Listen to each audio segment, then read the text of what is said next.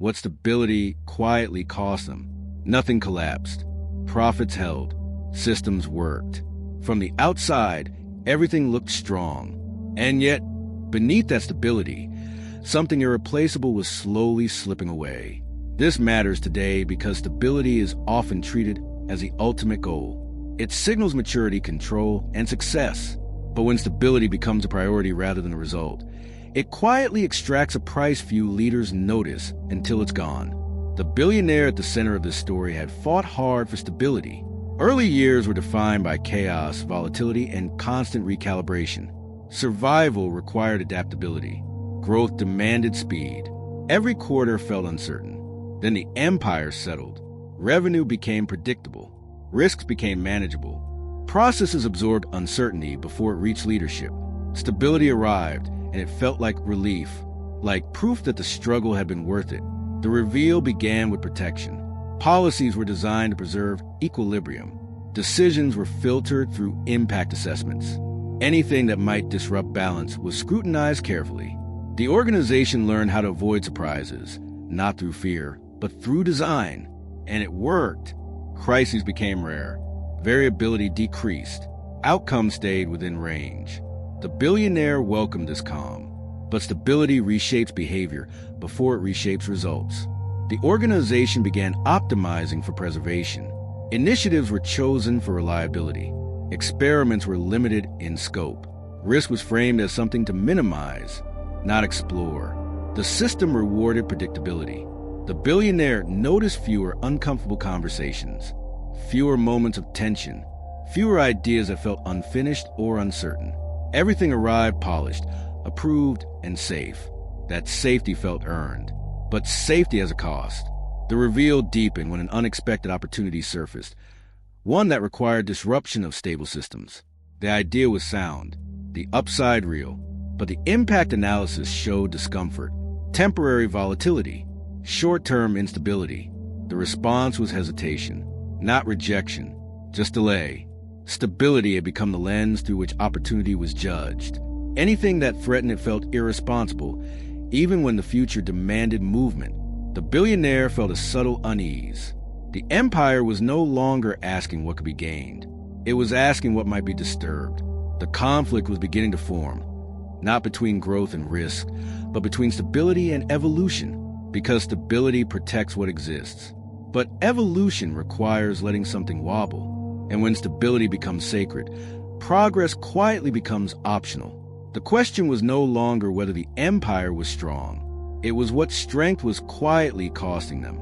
The costs surfaced gradually, hidden behind consistency. Stable systems resisted change by design. Proposals that introduced volatility required justification beyond merit. Leaders learned to frame ideas defensively, emphasizing containment rather than potential. The reveal continued as ambition adjusted itself downward. Instead of asking how much progress was possible, teams asked how little disruption was acceptable. Innovation focused on incremental gains that preserved equilibrium. Big moves felt unnecessary. Stability made patience feel virtuous. The billionaire interpreted this as discipline. The organization no longer chased extremes. It avoided overreaction. It stayed composed. But composure can become constraint. The conflict sharpened when the pace of external change increased. New technologies matured faster than expected. Consumer expectations shifted in bursts, not cycles. Competitors adapted unevenly, some failing quickly, others breaking through suddenly. The empire observed calmly. Stable systems absorbed the noise. Forecasts still held. Performance stayed within bounds. Yet something subtle was happening. The organization was responding after change settled, not while it was forming. Stability delayed reaction, just long enough to miss the moment when influence could still shape direction. The billionaire felt the difference emotionally. Decisions no longer felt urgent. Opportunities felt optional. There was always time to wait for clarity because stability promised protection. But clarity arrived late. The reveal deepened when a bold internal proposal was softened through layers of risk mitigation. Safeguards multiplied. Timelines stretched. By the time approval arrived, the environment had already shifted. The proposal launched into a world that had moved on. The initiative didn't fail. It arrived irrelevant. The conflict was no longer about avoiding risk. It was about avoiding motion. Stability had trained the organization to wait for equilibrium before acting, but equilibrium was no longer a fixed state. It was temporary, fleeting, and often already gone by the time decisions were made. The billionaire recognized the uncomfortable truth. Stability had not made the empire resilient. It had made it slow to bend. And in a world that changes in waves instead of cycles, the cost of waiting is not collapse. It is missing the moment when movement still matters. The conflict was deepening, not because stability was wrong, but because it had quietly become the condition for action rather than the outcome of it. The conflict reached its peak when stability finally collided with acceleration. A shift arrived that did not respect balance sheets or planning cycles. It moved fast, unevenly, and without warning. Stable systems struggled not because they were weak, but because they were designed to resist exactly this kind of motion. The billionaire saw it clearly during a crisis. Review meant to restore balance. Every proposal aimed to calm volatility, reduce exposure, smooth impact, return to equilibrium as quickly as possible. Stability was still the objective, but equilibrium was no longer a problem. The emotional peak arrived when a younger leader asked a dangerous question. What if stability is what's holding us back? The room went quiet, not defensive, reflective. The idea felt uncomfortable because it struck something true. The organization had learned to survive change by dampening it, but this change required engagement, not absorption. It needed speed, experimentation, and visible movement, not containment. The billionaire felt the realization settle heavily. Stability had trained the empire to avoid disruption, but disruption was now the environment. The conflict deepened as data confirmed what intuition suggested. The empire was entering trends late. It was influencing outcomes after others had already defined them. Stability kept the system intact, but arrived after relevance had shifted. The truth became unavoidable. Stability was no longer neutral. It was directional. It pointed backward, toward preservation, while the world was moving forward through instability. The very systems that once protected the empire were now filtering out the urgency required to adapt. The conflict was no longer about whether to protect stability. It was about whether stability should remain the condition for action. Because in fast-moving environments, waiting for balance means waiting until opportunity is passed. And when stability becomes a gatekeeper, innovation never arrives early enough to matter. The billionaire stood at a decisive realization.